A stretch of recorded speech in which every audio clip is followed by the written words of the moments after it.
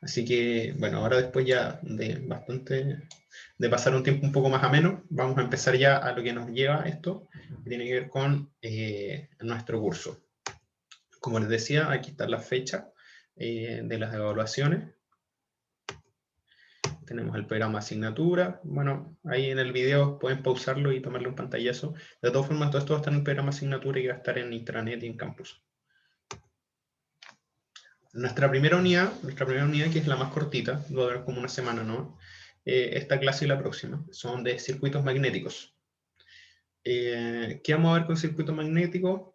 Bueno, el curso este se trata de máquinas eléctricas. Tenemos dos partes. La primera parte que vamos a ver, que son transformadores de poder más específicamente, y la segunda parte que son máquinas rotatorias eléctricas. La mayoría del curso se va a tratar de eso, son lo que conocemos como máquinas eléctricas, pero también está el tema de los transformadores. Ustedes como electrónicos en el área de máquinas también se pueden desempeñar, de hecho especialmente Cristian Peche, que hacía la asignatura antes, él se dedica al tema de máquinas también, más que nada al control de máquinas. Él se ha especializado en el último tiempo en lo que es convertidores y máquinas DC. Yo principalmente tengo más experiencia con máquinas AC que con máquinas DC. Igual algunos prototipos que hemos desempeñado también funcionan con máquinas DC. Con respecto al tema de los circuitos magnéticos, ¿de qué nos sirven? Nos vamos a dar cuenta que el electromagnetismo en realidad entró a cambiar mucho del tema industrial que existía a finales del 1800, principios del 1900, cuando empezó a implementarse las máquinas eléctricas en la industria. ¿Por qué? Porque antes, ¿cómo funcionaba todo? A vapor. A vapor, después se introdujo el diésel, y después ya empezamos con las máquinas eléctricas. Hoy en día, casi toda la industria a nivel mundial funciona con máquinas eléctricas. ¿Por qué? Tenemos menos emanaciones, tenemos un mayor rendimiento, y el futuro es eléctrico. ¿Y por qué? Porque podemos tomar cualquier forma de energía, convertirla en eléctrica y podemos alimentar lo que se nos ocurra. Así que los principios de electromagnetismo nos van a servir mucho en el estudio.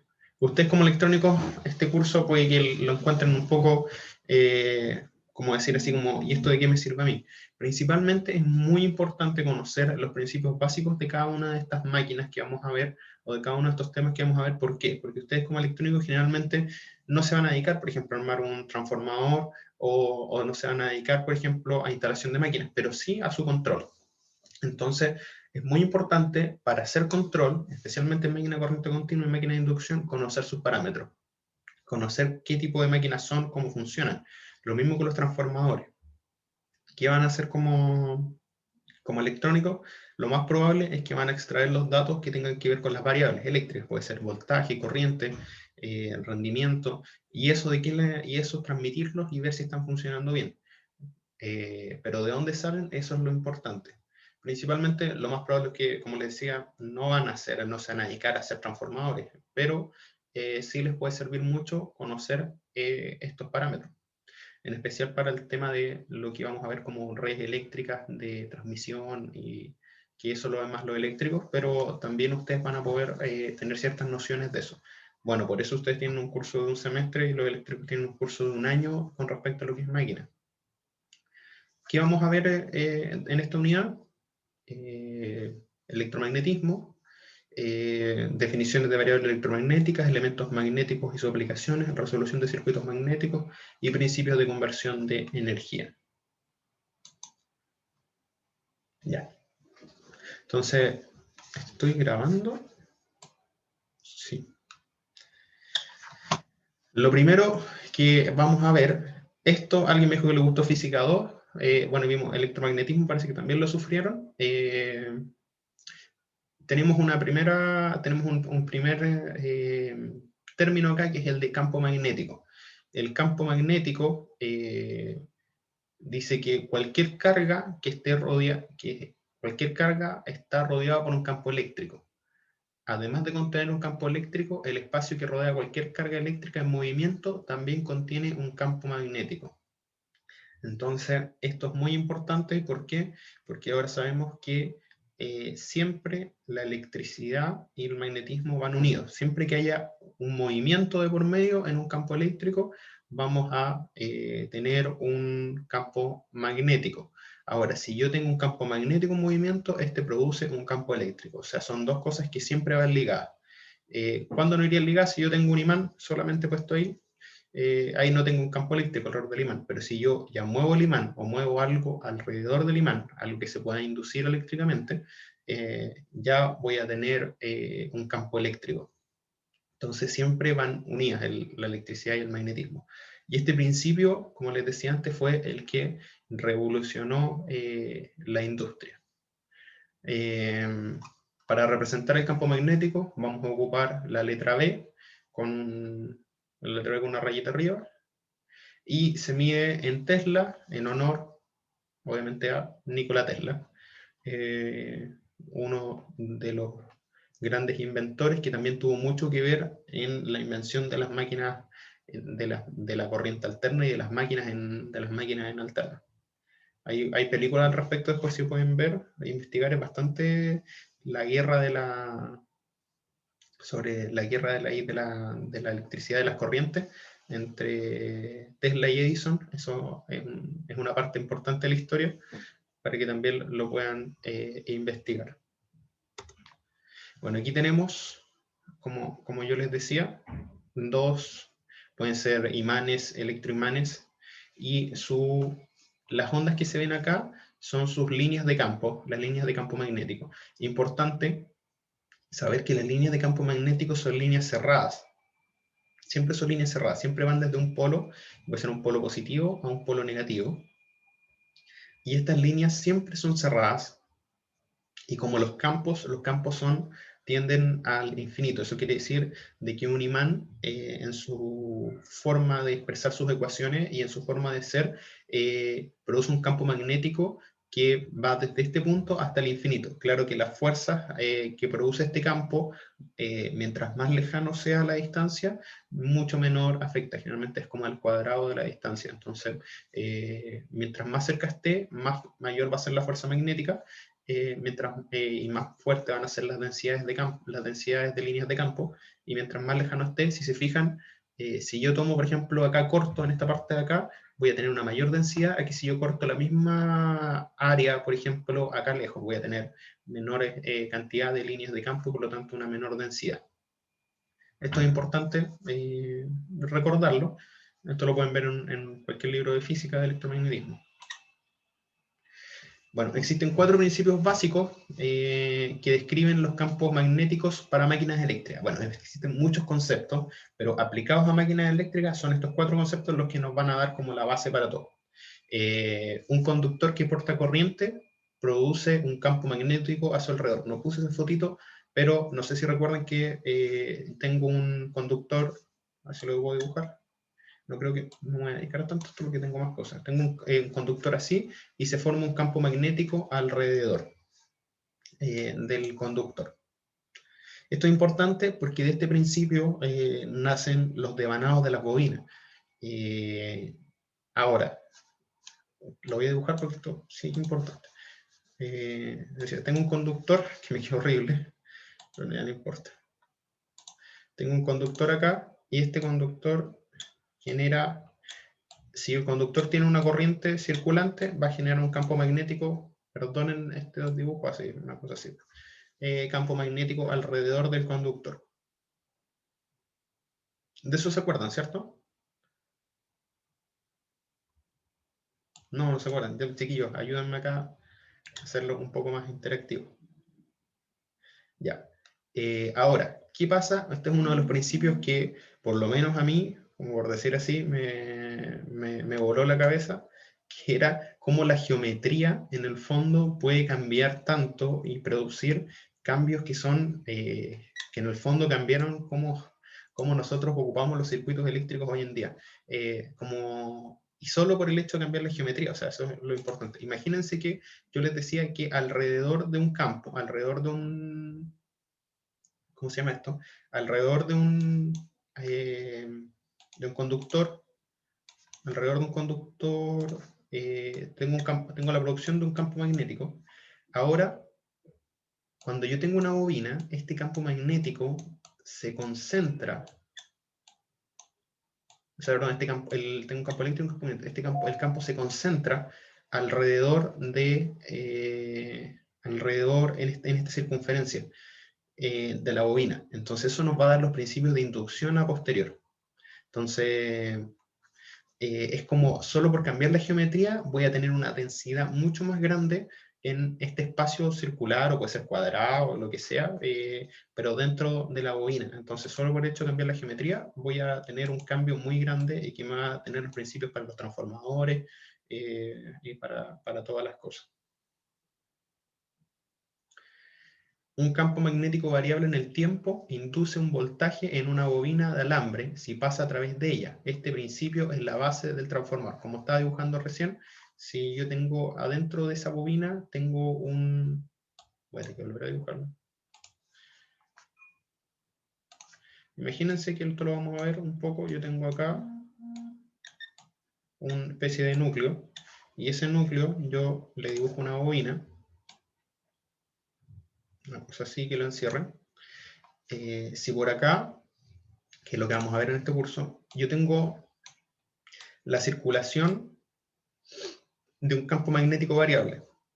Campo magnético variable puede ser una onda sinusoidal de campo magnético. Va a generar en esta bobina una inducción. Y ese es el principio que vamos a ver, que de hecho lo tengo en la siguiente diapo por aquí miro, así que estoy dibujando por las puras. Esto es muy importante, y esto es como, realmente uno lo ve como da por hecho, pero los que descubrieron esto realmente cambiaron la forma de ver la electricidad. Un conductor que porta una corriente en presencia de un campo magnético experimenta una fuerza, en realidad fue Faraday, este es el experimento de Faraday. Un conductor que porta una corriente en presencia de un campo magnético experimenta una fuerza inducida sobre él. Esta es la base del funcionamiento de un motor. O sea, si yo tengo un conductor con corriente y tengo un campo magnético externo, este va a presentar una fuerza que lo va a mover. ¿Cómo lo va a mover? Puede ser lineal, puede ser en forma de circunferencia el movimiento, o cualquier movimiento, pero eso depende de cómo estén orientadas las fuerzas. Eso lo vamos a ir viendo. Y un conductor eléctrico que se mueve en presencia de un campo magnético tendrá un voltaje inducido en él. O sea, yo tengo un conductor y tengo un campo magnético, lo muevo, que en el fondo eso va a generar un campo magnético variable, porque estar variando en torno a la posición, me va a generar un voltaje inducido en él. Esta es la base del generador. Y este conductor, si es una bobina, como la bobina es un conductor enrollado, ¿no? Va a generar mayor todavía inducción. Este es el experimento de Faraday, que es lo que estamos viendo al principio. Imagínense acá, esto es lo entretenido, tengo un núcleo, en este caso que es un núcleo ferromagnético, un imán, y acá tengo, por ejemplo, una corriente. Entonces, ¿qué va a hacer? Esto al pasar por el... O puede incluso no estar energizado. Si yo por hecho de tener una espira y pasar un imán por lado a lado, va a generar un voltaje sobre ella. Este es el experimento de Faraday. Que este principio es el principio de los motores eléctricos. A través de esto, por este experimento, existen los motores eléctricos hoy en día. De ahí tenemos, ¿qué es lo que es el flujo magnético? Vimos campo magnético y ahora el flujo magnético. El flujo magnético es similar al flujo eléctrico, a J, no sé si se acuerdan. Esta viene dado por las líneas de fuerza producidas por un campo magnético, B, que atraviesa una superficie de área. Entonces, yo tengo una superficie de área, generalmente vamos a tener que el área sea perpendicular a las líneas de campo. Entonces, ahí va a ser máximo, porque tengo la integral de B del campo partido en el área que es el área que choca directamente. Ahora bien, considerando en el caso un área plana, si el campo magnético es uniforme, vamos a suponer que el campo es uniforme, generalmente no lo es, pero lo vamos a suponer, que forma un ángulo θ con respecto al dA, que va a ser el área. En ese caso tenemos BA por coseno de phi, coseno de θ. En este caso, aquí lo importante es que que choque de tal manera, obviamente, porque el ángulo es con respecto a la normal, no es con respecto al eje. Cuando el ángulo, ojo aquí, cuando esto está en perpendicular, exactamente en perpendicular, el ángulo entre ellos va a ser 0, y por lo tanto coseno de 0 me da el máximo. Entonces, siempre que nosotros tengamos, esto es bastante sencillo, porque siempre que nosotros tengamos que, si están perpendicular al área de donde choca, al área transversal, ese es el nombre del área transversal, vamos a tener que el flujo va a ser B por A, B siendo B el campo magnético o la densidad de campo, vamos a decir también como densidad de campo magnético, y A es el área.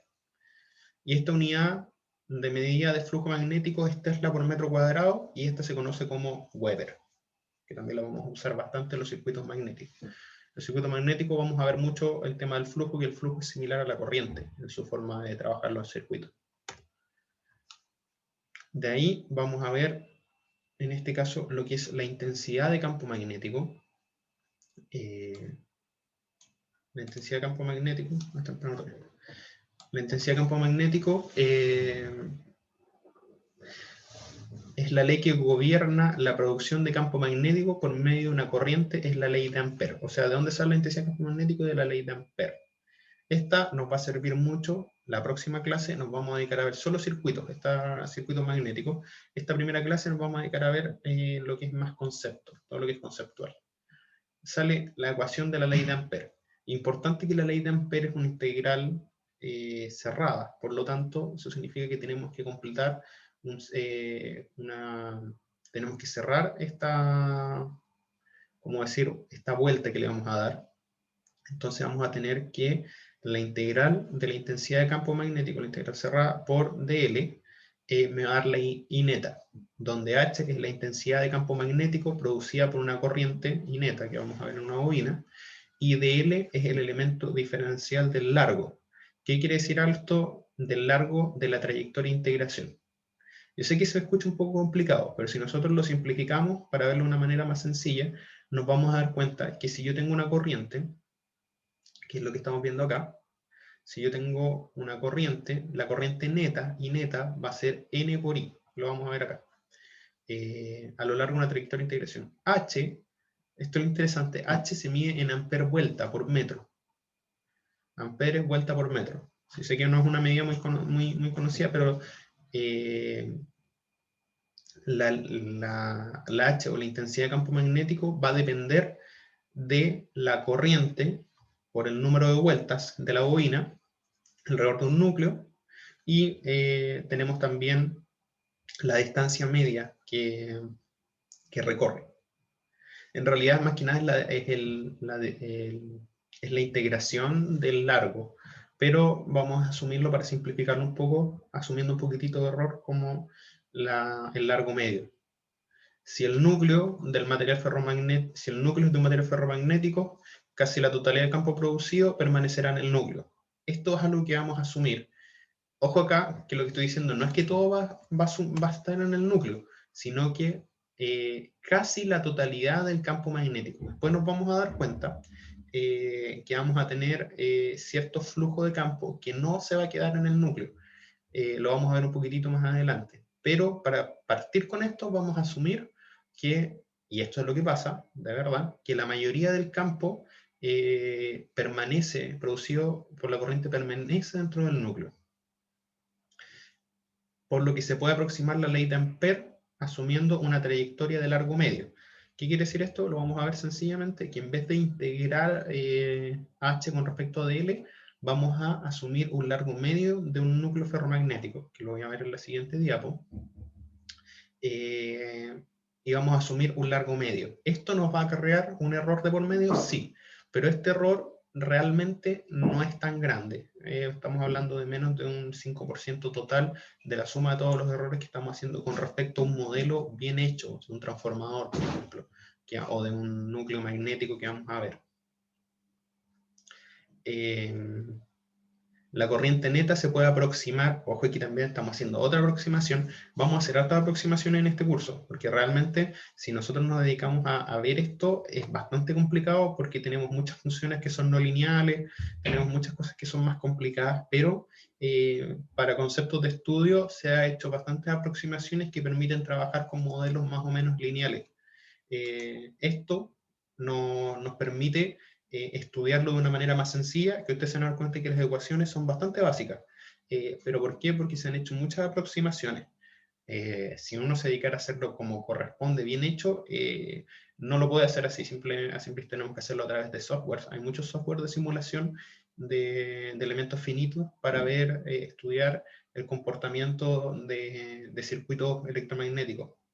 De hecho, siempre se hacen con software como FEM y otros software más especializados que nos permiten trabajar con distintos movimientos o con cuerpos más que con, por ejemplo, asumiendo en 2D. Hay otros que nos permiten trabajar en 3D que son ya más complicados que los que se dedican a diseñar motores. Entonces, cuando estaba estudiando mi magíster tenía un colega que estaba trabajando su tesis en el diseño de motores. Y él tenía que simular un motor y ver cómo afectaban los torques a través de las fuerzas electromagnéticas en distintos puntos, a distintas corrientes, para ir viendo el análisis de la forma que tenía que tener el motor, dónde iban los imanes, y todo eso cambiaba para, en el fondo, para hacer un motor más óptimo. Bueno, pero nosotros vamos a trabajar con distintas aproximaciones. La otra aproximación que vamos a asumir es que la corriente neta va a ser la corriente que entra al bobinado multiplicado por el número de vueltas de este devanado, de este bobinado. O sea, si por la corriente entra 1 ampere, pero tenemos 100 vueltas, la corriente neta que vamos a ver acá va a ser 100 amperes. Pero en realidad está entrando 1 ampere a la bobina, pero la corriente neta que va a generar este campo magnético va a ser de 100. Por lo tanto, la ley de Ampère se puede resumir de esta manera. H por el largo medio va a ser igual a N por I. Así que ahí vamos a tener nuestro... bueno, y este N por I va a ser la FEM inducida, que vamos a ver después. O la fuerza magnetomotriz.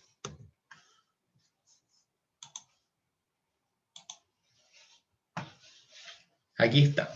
Este dibujito nos va a mostrar un poco lo que les estaba diciendo de mejor manera. Tenemos que la intensidad del campo magnético H, que es lo que está diciendo, es una medida de esfuerzo, porque igual es raro decir amperes vuelta por metro, o sea, es como partido en metro, o sea, es raro. Pero si lo vemos así, es una medida de esfuerzo de una corriente por establecer un campo magnético.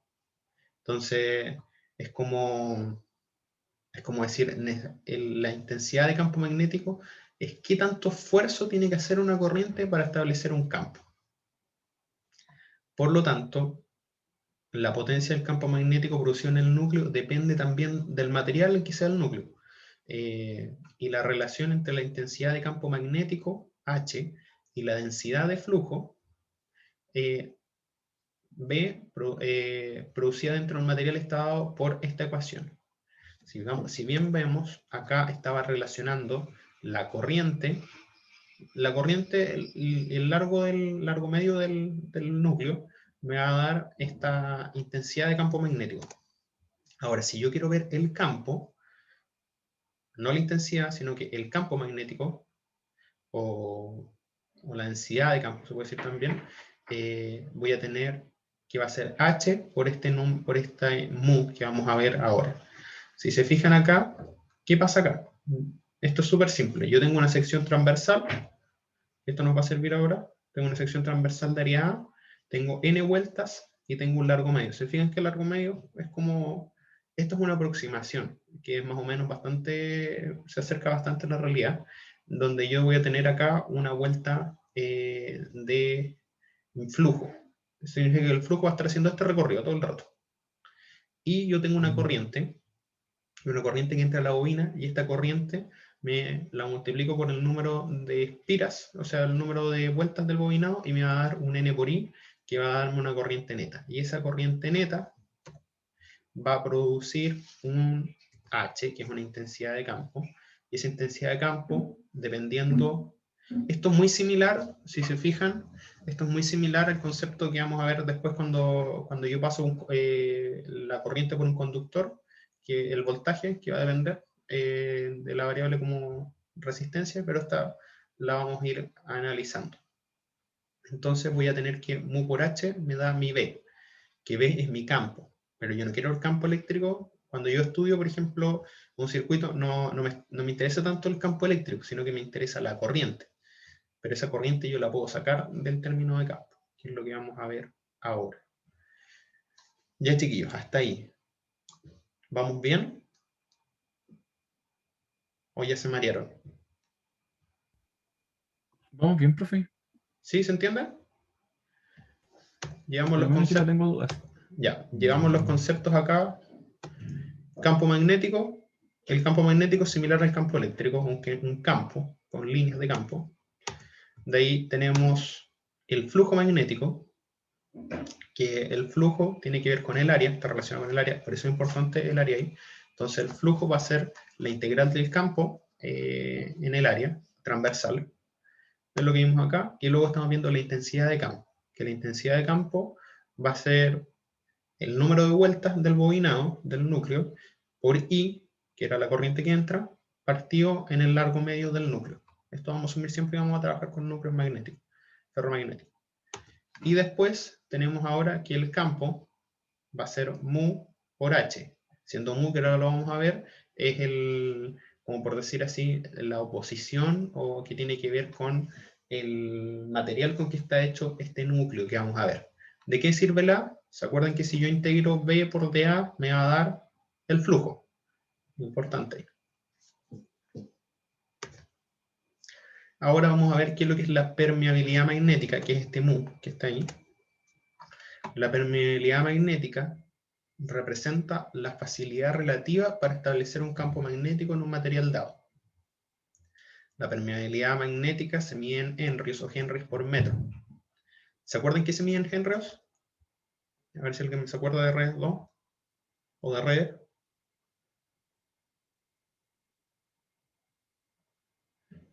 ¿La inductancia? La inductancia, súper bien. Este es un punto importante porque después nos vamos a dar cuenta que esto está directamente relacionado con la inductancia que nosotros vamos a tener en un transformador. Así que la permeabilidad magnética se mide en henrios por metro. Así que es muy similar a lo que se mide una bobina de tantos metros. La permeabilidad, esto es importante. Vamos a ver que hay la permeabilidad en el espacio libre, en el aire, que se asume igual a la del vacío, o sea, en el espacio vacío, se denomina μ0. Y su valor es un valor muy pequeño, que es esta constante de acá, que es de 4pi por 10 elevado menos 7 henrios partido por metro, henrios partido por metro. Esto es súper importante. Esta es la permeabilidad del aire. Esto es muy importante que lo vayamos entendiendo, porque esto quiere decir que si yo tengo líneas de campo magnético, líneas de campo que se van por el aire, quiere decir que estas en el fondo van a afectar mucho menos porque la permeabilidad, acá está.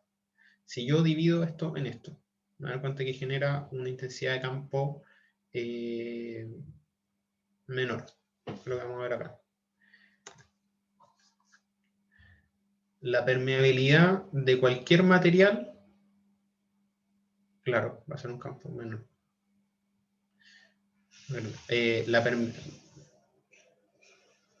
Va a ser mayor, va a ser un H mayor, pero H es el esfuerzo. O sea, yo quiero tener un menor esfuerzo. ¿Qué significa esto? Que si yo tengo una permeabilidad en el aire y divido B en U, me va a quedar un H muy grande, siendo H el esfuerzo de una corriente para establecer un campo magnético. Yo quiero que este esfuerzo sea lo más pequeño posible para que yo pueda generar un campo magnético. Entonces, por lo tanto, en el aire eso es muy difícil. ¿Por qué? Porque esta voy a tener un H muy grande, y el H es el esfuerzo necesario para generar un campo magnético por parte de una corriente. Ahora, la permeabilidad de cualquier material que ustedes tengan, cualquier material, comparado con la del aire, se conoce como la permeabilidad relativa. Entonces nosotros vamos a trabajar con la permeabilidad relativa, generalmente, de los materiales. ¿Qué quiere decir esto? Cuanto más fácil es producir un campo magnético por una corriente en un cierto material comparado con el aire. Entonces voy a tener un mu de un material y voy a tener el mu 0, que es esta constante que está acá, y me va a dar el mu relativo. ¿Qué significa esto? Que la permeabilidad relativa es una medida útil para comparar la capacidad de magnetización de los materiales. Eso quiere decir que si el mu relativo es más grande, más fácil va a ser magnetizar un material. Los aceros que se utilizan en las máquinas modernas tienen permeabilidades entre 2000 y 6000 veces, o más, entre 2000 a 6000, o más puede ser incluso ahora lo están mejorando con nuevas aleaciones, le agregan, bueno, eso no lo vamos a ver en el curso, pero agregándole níquel, cromo, van haciendo distintos porcentajes de aleaciones y van obteniendo materiales más ferromagnéticos. Por ejemplo, las aleaciones agregándole níquel quedan más permeables que, por ejemplo, el acero inoxidable no es tan permeable. Eso quiere decir que no es tan bueno el acero inoxidable para hacer, por ejemplo, un núcleo de un transformador. No así el acero normal o el fierro o las láminas de acero. Esto quiere decir que si yo tengo una sección de, por ejemplo acá, imagino que esto no es un imán, es un pedacito de fierro, si yo comparo qué tanto más fácil es producir un campo magnético, una corriente, en el aire, o sea, por ejemplo, tengo una bobina sola. Tengo una bobina sola acá, que era como lo que hacíamos en redes, que tenía una bobina sola y una bobina al otro lado, y quiero generar una inducción. La inducción que yo voy a generar va a ser 2000 o 6000 veces más baja a que si yo esas dos bobinas no las tengo conectadas eléctricamente, sino que las tengo ambas en los extremos de un núcleo. Eso quiere decir que eléctricamente no están conectadas, sí se inducen la una a la otra porque tienen una inducción mutua, pero esa inducción mutua va a aumentar mucho más si yo las tengo encerradas en un núcleo. Esto se hace, este ejercicio se hacía, me acuerdo antiguamente, por ejemplo, tenían una bobina en cada lado y tenían un núcleo, y le ponían, por ejemplo, la tapa, tenían un núcleo con tapa y sin tapa, o sea, acá le colocaban una tapa de fierro. Sin tapa la inducción era mucho más baja, con tapa la inducción era mucho más alta. ¿Por qué? Porque en el fondo estamos dándole un camino a la densidad de flujo, al flujo, estamos dándole un camino al flujo para que recorra más fácilmente. En cambio, en el aire se va a perder mucho flujo, es lo que vamos a ver. O sea, el flujo no es que se vaya a perder, sino que se va a dispersar, y entonces la inducción que voy a generar va a ser mucho menor. De ahí tenemos los materiales magnéticos. Entonces, hemos visto ya campo magnético, hemos visto el campo magnético, flujo de campo magnético. Hemos visto H, que es la intensidad del campo. Perdón, no es la intensidad, es el esfuerzo, la intensidad, que es el esfuerzo necesario de una corriente para generar un campo magnético. Si este está partido en una sección transversal, es el esfuerzo producido en una sección transversal para darnos un flujo también. De ahí vimos el mu, que es la permeabilidad magnética. La permeabilidad magnética es qué tanto más fácil es producir un flujo magnético en un material con respecto al aire, la permeabilidad relativa.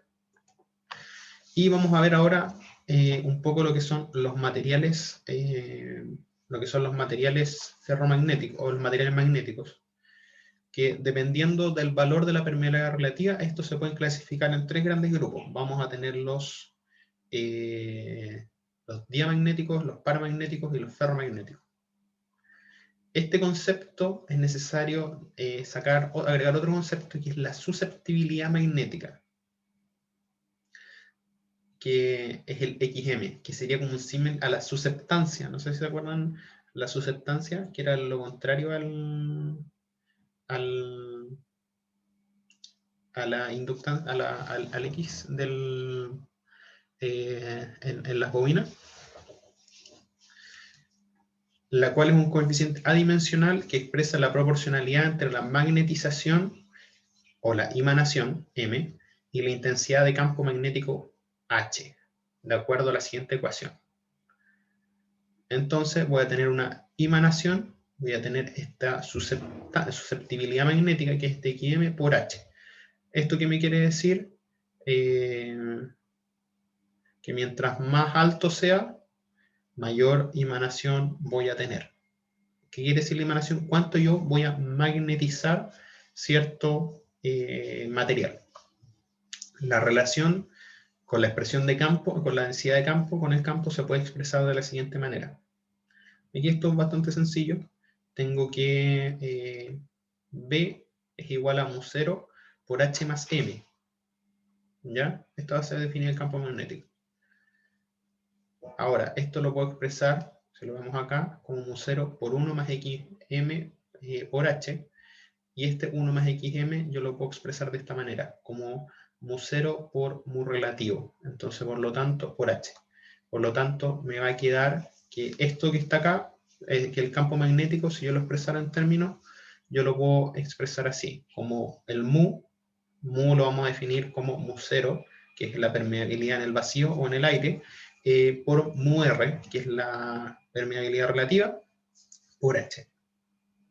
Entonces, acá, mientras más grande sea mi mu, mayor va a ser mi campo para un h determinado. Acuérdense que el h es un valor que no depende del magnetismo, sino que va a depender de la corriente y va a depender de la I neta, o sea, N por I, la corriente que entra a la bobina, el número de vuelta de la bobina y el largo del material. Entonces, lo que me va a dar acá, este otro, va a ser la permeabilidad. ¿Qué tan permeable es el material? Si es de un mejor material, voy a generar más campo magnético. Si es de si el menor es de menor calidad, voy a generar un menos campo magnético. ¿Qué nos interesa a nosotros? Que el campo magnético sea grande. ¿Por qué? Porque mientras mayor sea el flujo, el campo magnético, mayor va a ser el flujo magnético y mayor va a ser la inducción que se va a producir sobre la otra bobina. O sea, significa que menos pérdidas voy a tener y voy a generar mayor flujo magnético. Ahora, dependiendo del valor de la permeabilidad relativa y de la susceptibilidad magnética, nosotros podemos clasificar el material en tres tipos grandes: diamagnético, paramagnético y ferromagnético. Esto vamos a tomar un momento aquí para ver, no nos queda tanto, chiquillos, para terminar, así que esto es la verdad es que esto lo vamos a ver ahora, probablemente nunca lo vuelvan a escuchar, pero es muy interesante estudiar un poco estos tres materiales, y especialmente el tema del diamagnetismo. Y aquí tengo...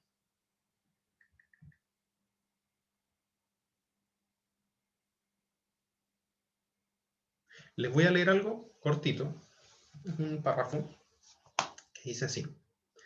En un material diamagnético, el momento magnético neto, debido a los movimientos orbitales de los electrones y sus espines en cualquier átomo particular, es cero, ante la ausencia de un campo magnético externo. Vamos a ver un poco de los espines en la siguiente diapositiva. Si nosotros aplicamos un campo magnético exterior con una inducción B, aparecerá una fuerza sobre los electrones orbitales de acuerdo a la fórmula de Lorentz. La fórmula de Lorentz es la fuerza magnética, que es Q por el producto cruz entre U y B. Entre U y B. Entre U y B. Donde Q es la carga del electrón, U es la velocidad del mismo, y bueno, B es el campo magnético. La fuerza provoca un cambio en la velocidad angular de los electrones. Bueno, acá lo que nos va diciendo acerca de esto es que esto es muy importante el tema, porque a diferencia de esto se van a dar cuenta que tiene un signo negativo. ¿Qué quiere decir esto?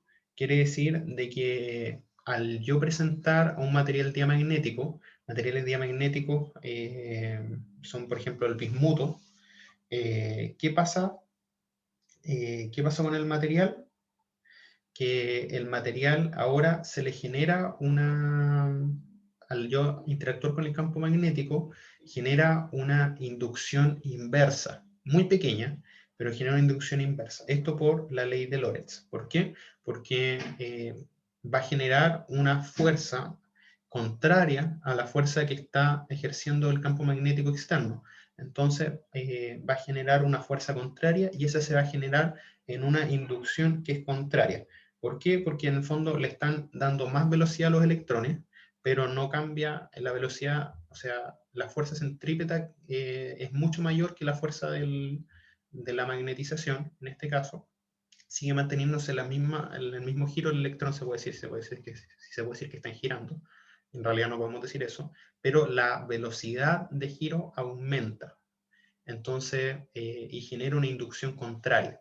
¿Esto en qué se traduce? Que los materiales diamagnéticos tienen un XM negativo, una susceptibilidad magnética negativa. Es muy pequeña, si se fijan es 10 elevado a menos 5, pero es negativa. Esto quiere decir de que si yo los coloco sobre una, ¿cómo se llama esto? Les coloco un campo magnético, va a generar una especie de inducción negativa, contraria. Es muy interesante esto, es una fuerza que es muy pequeña, entonces este efecto se ve, no se nota, por ejemplo, cuando lo comparamos con materiales paramagnéticos, que en general todos los materiales tienen diamagnetismo, todos los materiales tienen diamagnetismo, pero es una fuerza tan pequeñita que no se nota, porque por ejemplo, si comparamos ahora con materiales paramagnéticos, que no son materiales que se magnetizan ante un campo magnético externo. O sea, si yo le pongo un imán cerca, por ejemplo, un material paramagnético, cobre, por ejemplo, el oro, este se va a magnetizar, pero se va a magnetizar muy poquito. Ahora bien, esto también va a tener una fuerza diamagnética, pero este diamagnetismo que produce es tan pequeño que, por ejemplo, si yo le comparo, ahora tiene algo de menos 10 a la menos 5, y la inducción paramagnética va a ser de 10 a la menos 3, si yo la sumo, al final me va a seguir dando algo de 10 a la menos 3, lo más probable. Entonces el diamagnetismo ante elementos paramagnéticos y ferromagnéticos va a ser no se va a notar este efecto, pero igual es muy importante este tema, para los que les gusta la física, de los materiales que son diamagnéticos. Ahora los paramagnéticos es como similar cuando ustedes les hablan de elementos que son paraeléctricos, por ejemplo, que pueden conducir, por ejemplo, pero bajo ciertas condiciones. Pasa lo mismo acá con los materiales paramagnéticos, que si yo les coloco un campo magnético, estos se imanan, pero muy poco. Estamos hablando de un XM de orden del 10 a la menos 3. Y tengo los materiales ferromagnéticos, en donde el XM tiene un valor muy elevado, de 2000, 3000, 6000. Entonces, si se fijan, aquí tengo los tres elementos. Nosotros ahora en adelante nos vamos a concentrar en lo que son los materiales ferromagnéticos. Estos ya no nos interesan, pero igual es importante notar esto, que por ejemplo, si el cobre sí tiene una inducción magnética al pasar un campo magnético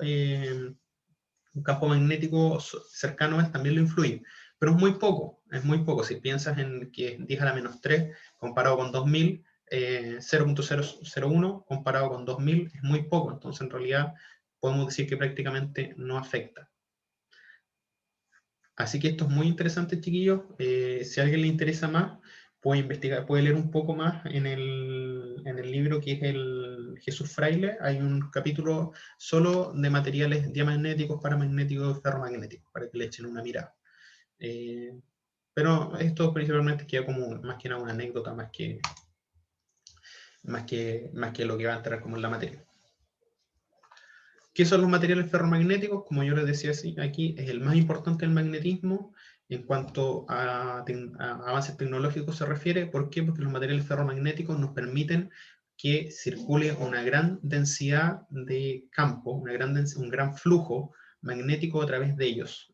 ¿Por qué? Porque tienen una susceptibilidad magnética muy alta. Eso quiere decir que son muy permeables. O sea, si yo les induzco un campo alrededor de ellos, van a permitir que circule mucho flujo.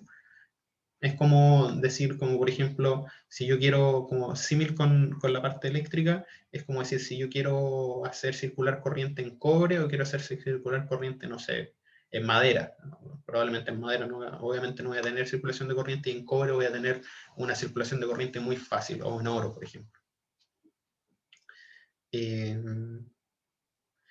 Ojo acá, esto es muy importante. El diamagnetismo, por ejemplo, no se ve afectado por la temperatura. En este caso, el diamagnetismo es una fuerza que depende simplemente ¿cómo se llama esto? Del material. En cambio, los materiales ferromagnéticos ven afectada su emanación dependiendo de la temperatura. Cuando yo llegue a cierto nivel de temperatura, que son temperaturas bastante altas,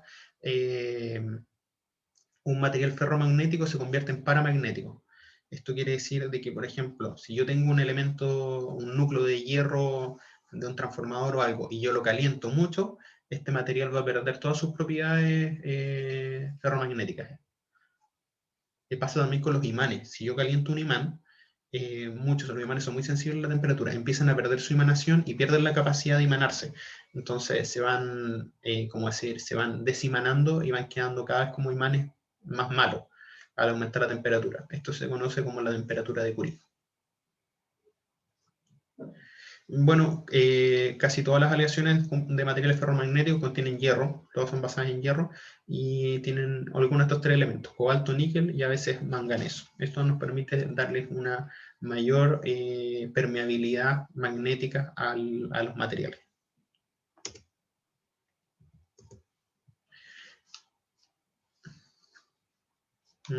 No, estamos como justo en la hora. Les voy a dejar...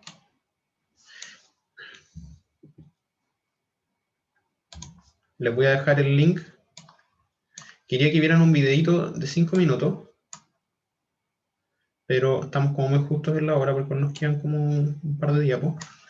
Y se los voy a dejar en el chat para que ustedes lo puedan ver en algún momento.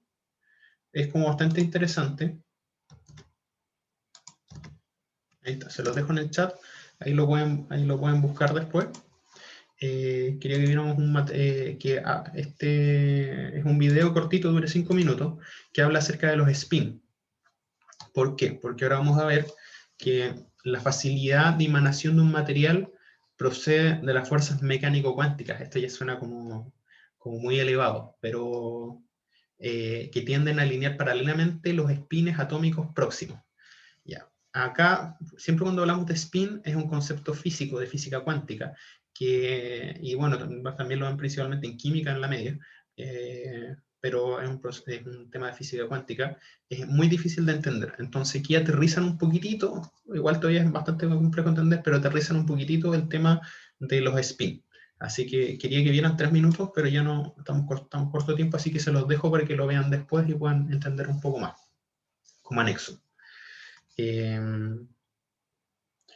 Vamos a tener que los espines atómicos son el símil a un giro, pero es que no están girando porque son mecánicos cuánticas, entonces en el fondo no están girando, pero es como el símil a un giro cuando están orbitando. Cuando estas órbitas se alinean, nosotros vamos a tener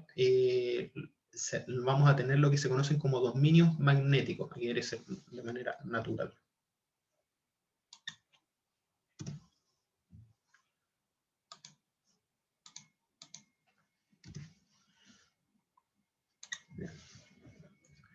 Quiere decir que vamos a tener algo que se conoce como dominios magnéticos. Los dominios magnéticos en un material son zonas que sus espines están alineados de forma natural. Esto quiere decir de que por ejemplo, sin yo inducir un campo magnético, sin yo tener un campo magnético externo, ya tengo zonas que están alineados, sus espines están alineados, y eso va a formar dominios magnéticos. ¿Qué pasa ahora? Yo coloco un campo magnético externo en cierta posición, y los dominios que están alineados con ese campo magnético van a empezar a hacer que los dominios próximos se empiecen a alinear. De esta manera, esto con la fuerza que está generando el campo magnético. Obviamente al aplicar un campo magnético externo, los dominios se van alineando y expanden sus paredes, haciendo que los dominios que no están alineados se empiecen a alinear. Entonces estos dominios que están alineados empiezan a hacer que los otros alineen.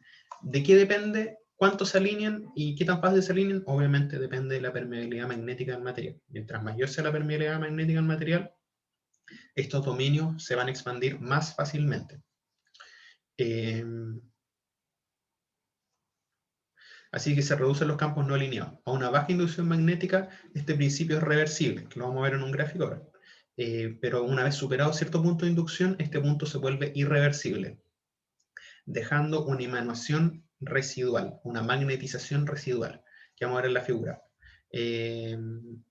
Al aplicar distintos valores de inducción, una vez que la mayoría de los dominios están alineados, se produce una zona de saturación donde se ve generando una inducción mayor para tener un alza en la inducción magnética B, que es lo que vamos a explicar con un gráfico, se va a entender súper bien. Acá. A la derecha tenemos el tema de los dominios magnéticos. Si se fijan acá, tengo un dominio que está hacia un lado y tengo un dominio que está hacia el otro lado. Si nosotros analizamos la pared de ese dominio, está de esta manera. A medida que yo me voy pasando uno al otro, va cambiando. ¿Qué pasa? Si yo induzco, pongo un campo magnético que está en esta posición, apuntando, voy a dibujar. Tengo un campo magnético que va a estar inducido en esta posición. Este va a hacer que esta pared empiece a crecer. ¿Cómo? Este se empieza a alinear, este poquitito, se alinea, se alinea, se alinea, se alinea, y estos empiezan a volver cada... Esta pared se empieza a correr. Se empieza a correr, se empieza a correr, y yo voy a empezar a tener que este dominio empiece a crecer. Acá tenemos una foto que toman con un microscopio electrónico atómico, donde tenemos un material ferromagnético. ¿Se fijan que acá tengo como distintas como líneas oscuras? ¿Ven las líneas en el material? Aquí como que como estuvieran como manchados. ¿Las ven, chiquillos? No, no distingo bien, profe. ¿Cuál Acá, es? miren, estoy mostrando esta foto. Por ejemplo, ¿Sí? acá, ¿se fijan que hay como distintas manchas, como negras, blancas, plomas? Sí, sí, las manchas sí. Ya, las manchas. No, no había entendido bien. Esas manchas Ya. que se ven ahí son dominios magnéticos. Eso quiere decir que que cada una de esas, cada color es un dominio. Eso quiere decir que están alineados de cierta manera. Ya. Ahora, ¿esto de qué nos sirve? Acá tenemos, por ejemplo, una muestra ferromagnética y acá yo tengo un dominio magnético. Entonces, por ejemplo, acá tengo uno. Acá yo tengo que por ejemplo, que sus espines están desordenados. Eso quiere decir que tengo distintos tipos de spin. A medida que yo les voy induciendo un campo magnético, esto se empieza a ordenar. De tal manera que hasta cierto punto de emanación esto es reversible, pero ya pasado este punto reversible ya es irreversible, que como se ve acá, y se empiezan a ordenar. Esta parte de la curva de magnetización es lineal. Generalmente es como una línea recta hasta este punto, hasta el codo. Entonces aquí significa que yo a medida que agrego un H, acuérdense que el H es N por I partido en L, el L es constante, así que si yo aumento la corriente, aumento el número de bobina, me imagino que esto es corriente, porque el N va a ser constante y el L va a ser constante. A medida que yo aumento la corriente, este se va a empezar a magnetizar de forma lineal, hasta que llega un punto que es el codo, en donde ya se vuelve el proceso de saturación. ¿Qué quiere decir esto? Se ven que aquí se están ordenando, están todos poniéndose como en línea más o menos recta. Y eso significa que estos empiezan a crecer y de repente todo esto va a ser como esto acá. Se fijan que aquí es más negro, se van a poner negro, negro, negro y va a empezar a crecer y va a empezar a todos los dominios a alinearse. Una vez que llego a este punto, ahora que vamos a tener en la curva de saturación, después este crecimiento es irreversible en los dominios y esta es rotación dentro de los dominios, que ya se empieza a poner más difícil porque las paredes cuesta más que sigan expandiendo, porque van quedando menos y cuesta más. Ahora necesito aumentar mucho la corriente para que se sature, o sea, para que el B aumente, o para que el flujo aumente. Entonces, nosotros podemos trabajar en la zona lineal de un material, pero generalmente también nos pasamos a la zona de saturación. Cuando ya nos pasamos a la zona de saturación de un material, requiere de mucha más corriente para alcanzar un poco más de magnetización. Esto es muy importante, esto lo vamos a ocupar.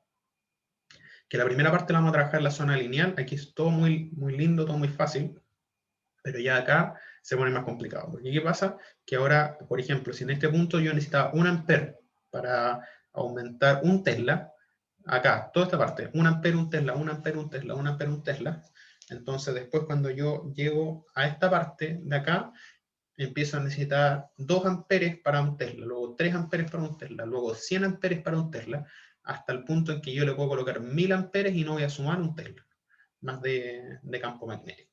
¿Se entiende? Entramos a una zona de saturación, en donde ya cuesta mucho hacer que los spines se alineen más.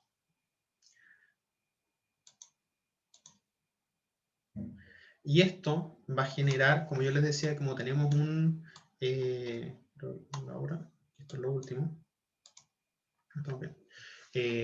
Como yo les decía, que acá el proceso, tengo un proceso que es irreversible, pasado a cierto grado de corriente, en este caso o de H, tengo un proceso que es irreversible. ¿Qué significa eso? Que voy a tener una magnetización residual o una magnetización remanente. Ah, creo que me fui para atrás en realidad. Acá está. Voy a tener una magnetización remanente. Por lo tanto, ¿cómo se va a producir la magnetización de un material? Aquí va a depender de su historia del material, ya que estos materiales presentan un magnetismo o inducción remanente, lo que constituye un estado de magnetización permanente. Como yo les decía, que pasado hasta este punto es reversible, pero pasado este punto ya el material va a quedar imanado o imantado o magnetizado en este punto. O sea, no importa que yo deje de, en el fondo, tengo acá un campo magnético, llegué hasta este punto, ahora ¿qué va a pasar? Le saco el campo magnético, lo elimino, apago la corriente, y ¿qué va a pasar? Lo normal que uno diría, va a volver a cero. No, en este caso, una vez que yo ya pasé este punto, voy a llegar hasta este punto M. Este va a ser mi nuevo cero. Entonces, no es lo mismo un material que nunca ha sido magnetizado o que ha sido magnetizado en la parte reversible a un material que ya ha sido magnetizado antes, porque la historia de este material va a cambiar su comportamiento, que es lo que vamos a ver ahora. Vamos a revisar acá. Se los voy a explicar, bueno, la fuerza coercitiva, se los voy a explicar con la figurita en vez de explicárselos con el material. Después, si quieren, pueden estudiar esto, es lo que voy a decir ahora.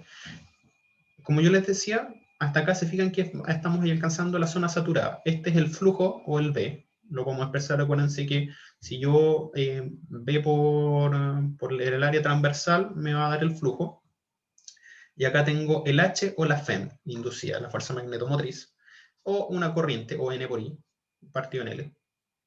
Son símiles. En la primera instancia, yo tengo un material que nunca ha sido magnetizado, o que ha sido magnetizado hasta la zona reversible.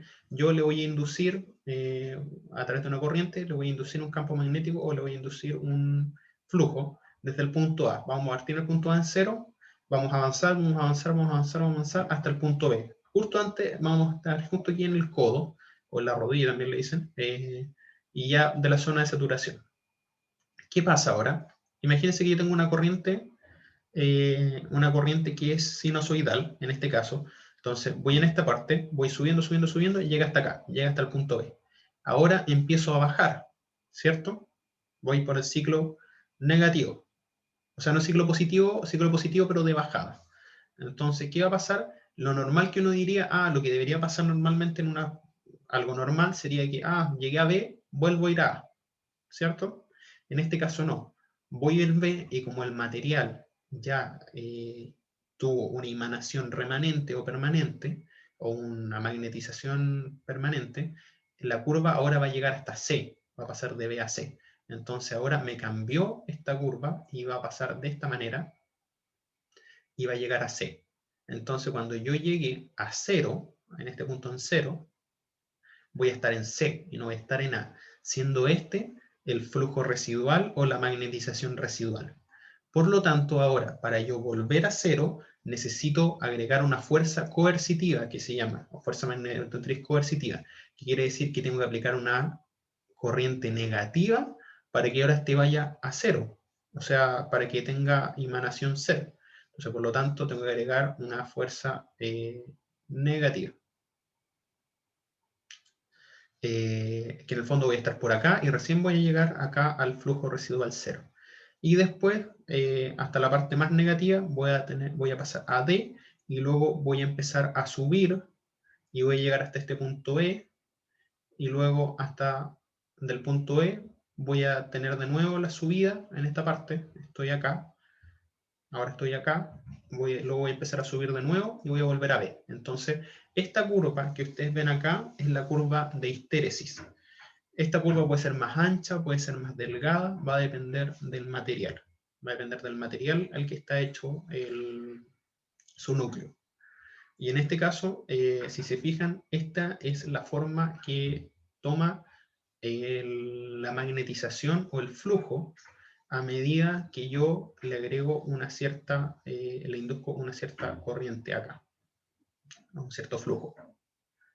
Este va a ser el flujo producido, va a tomar distintos valores dependiendo de la corriente que yo para inducir un flujo.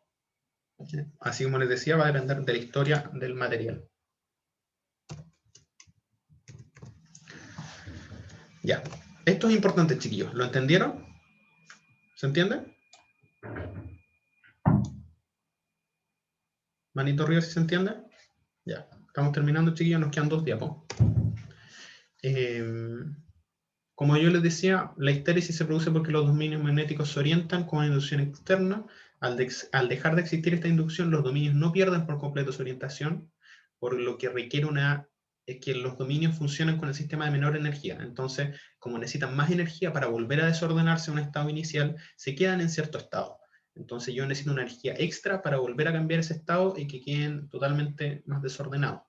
Esto origina pérdidas en las máquinas eléctricas de los transformadores y estas pérdidas son conocidas como pérdidas por histéresis en el núcleo. Entonces, esta histéresis nos produce una pérdida que vamos a conocer como el IH que van a ser las pérdidas por la corriente por histéresis, que van a ser pérdidas por histéresis. El área de la curva de la histéresis es directamente proporcional con la energía perdida. Eso quiere decir que mientras más ancho sea la curva de histéresis, más pérdidas va a tener mi núcleo.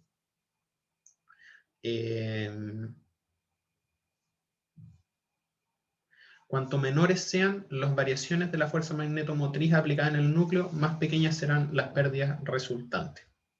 Eso quiere decir que, bueno, porque va a reducir la histéresis.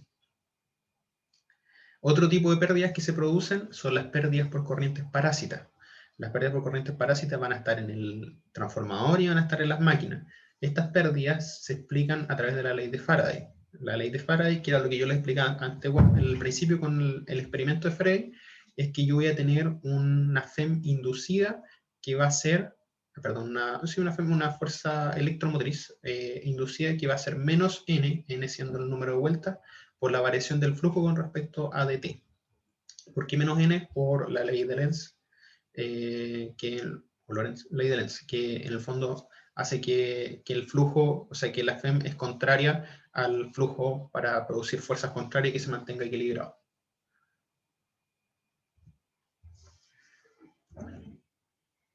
Donde la inducción corresponde al voltaje, lo que decía en el número de vueltas, y este símbolo representa el flujo. Lo que les dije, la ley de Lenz, ya. ¿Cómo funciona las pérdidas por corrientes parásitas? Que es muy importante, siempre las va a perseguir todo lo que es transformadores, todo lo que es máquinas, siempre van a estar las corrientes parásitas. Yo puedo inducir, ¿se acuerdan de que si yo tengo un flujo variable en el tiempo, este induce un voltaje dentro del núcleo? Acá. Esto induce en la bobina, pero en el núcleo también tiene cierta conductividad eléctrica. Es baja, sí, pero sí, el núcleo tiene cierta conductividad eléctrica. Eso quiere decir de que como yo tengo un campo magnético variable, y esto se induce cierto flujo de voltajes, o sea, se induce voltaje a través del flujo corriente que circula por el núcleo, similares a los remolinos. Entonces va a tener un núcleo, va a tener como zonas como con remolinos. Estos remolinos que son zonas donde yo genero un voltaje y por lo tanto circula corriente, y esto se hace que se calienta el núcleo. Hace que esto se disipa en forma de calor. Entonces voy a tener zonas en el núcleo donde se va a inducir un voltaje a través de este campo magnético que está circulando a través de este flujo magnético que está circulando alrededor del núcleo. Voy a tener voltajes generados y estos voltajes van a ser corrientes que circulan. Y estas corrientes se van a transformar en calor. Y ese calor obviamente es pérdida. ¿Qué es lo que se ve ahí Acá tengo como el tema de inducción acá. La pérdida dependerá del tamaño de los remolinos. Para reducir el tamaño de los remolinos se puede dividir el núcleo en muchas capas o láminas. No vamos a ver en este curso, se pueden ver si quieren estudiarlo, pueden estudiar del fraile, pero no es necesario cómo afecta, pero sí les puedo decir que afecta de manera de que mientras más láminas, mientras más delgada sea la lámina que está conformado el transformador, por ejemplo, menores van a ser las pérdidas por corrientes parásitas. ¿Por qué? Porque hace que estos remolinos en el fondo no pasan tanta área, sino que sean áreas muy chiquititas. Entonces voy a disminuir los remolinos. Además, bueno, cada una de las láminas están pegadas con una resina aislante, entonces están separadas entre sí, pero cada una de estas láminas se les produce una inducción de igual manera. Entonces, como en vez de tener un núcleo de fierro sólido, yo voy a tener un núcleo laminado de muchas láminas, que ustedes eso es lo que van a ver. Si vemos un transformador en realidad, nos vamos a dar cuenta que el núcleo son un montón de laminitas chiquititas, cada una de ellas separadas eléctricamente a través de resina que es aislante, pero cada uno de ellos, yo no quiero que haya una circulación de corriente, sino que yo quiero que haya una circulación de flujo magnético. Entonces, si yo separo las pérdidas por corriente de las pérdidas parásitas, de corrientes parásitas, y mantengo el nivel de flujo bueno, y acá tengo de la ley de Faraday, que era anteriormente, y esto es el mismo principio, pero en rotativo, que va rotando.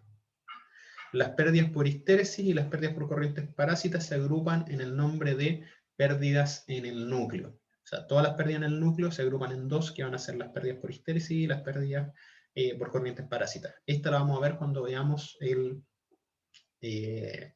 como el modelo eléctrico de un transformador, que lo vamos a ver como en 2 semanas más, que es muy importante. Hasta aquí llegamos, chiquillos. Son exactamente la 1, así que estamos listos. Cualquier pregunta me la pueden hacer. Yo tengo que mandar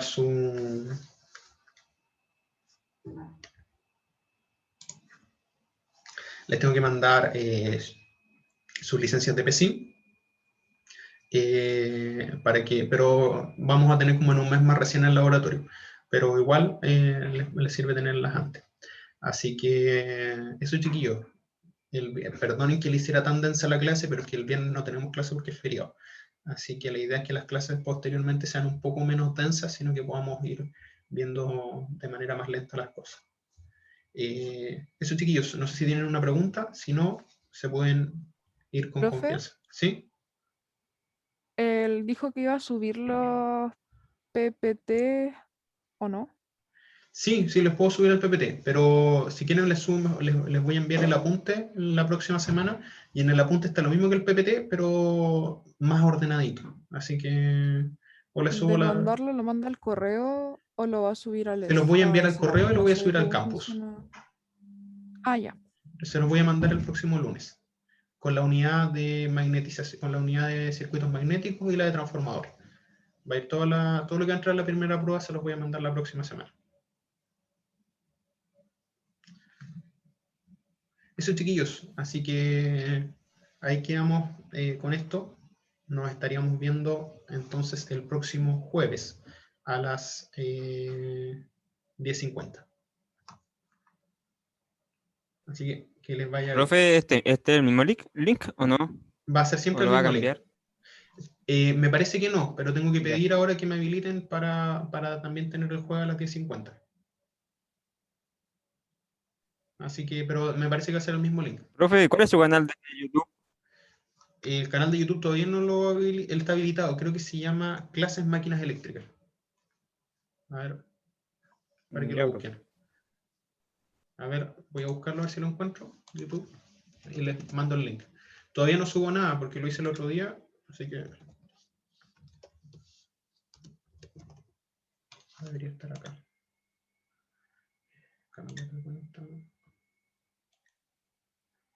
Denme un minutito para buscarlo y se las comparto acá en el... No, se llama clases, a ver, se llama Clases Máquinas Eléctricas para Electrónicos. Aquí les voy a subir la clase de hoy día. Ahí está para que guarden el link. Ya, chiquillos, entonces nos estaremos viendo el próximo jueves para que ya vayamos con la segunda clase. Así que guarden los links de los dos del video que les envié, dura 5 minutos, para que lo puedan ver y entender un poco más acerca de los sprints. Y también el video el canal para que vayamos agregando los videos. Eso, chiquillos. Así que gracias por poner atención y nos estaremos viendo el próximo jueves. Nos vemos, profe, que Chao, esté chao. bien. Chao, chao. Chao, profe. Ya, profe. Chao, profe. Chao, chao. Ya, profe.